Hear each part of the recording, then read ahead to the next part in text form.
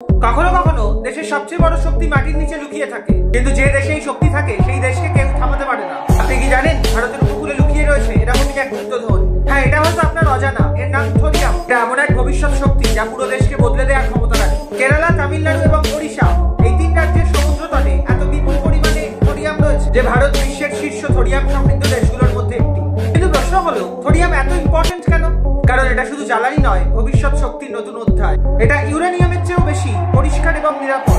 আর সবচেয়ে বড় কথা, এটা ভারতের নিজস্ব সম্পদ। বিজ্ঞানীরা বছরের পর বছর ধরে লড়াই করছে থোরিয়ামকে বাস্তব শক্তিতে রূপান্তরিত করতে। এটা জটিল, কঠিন, সময় লাগে, কিন্তু একবার সফল হলে ভারত নিজের নিউক্লিয়ার শক্তি নিজেই তৈরি করবে, আর দেশ হবে আরো শক্তিশালী, স্বনির্ভর, অদম্য। এটাই ভারতের আসল পাওয়ার, যা আজও বালুর নিচে ঘুমিয়ে আছে, কিন্তু কাল সেই শক্তি আলো জানবে, আর সারা বিশ্ব দেখবে ভারত অপ্রতিরোধ। ভিডিওটি ভালো লাগলে লাইক করুন, শেয়ার করুন, আর এরকম ইন্টারেস্টিং তথ্য পেতে সাবস্ক্রাইব করতে ভুলবেন না।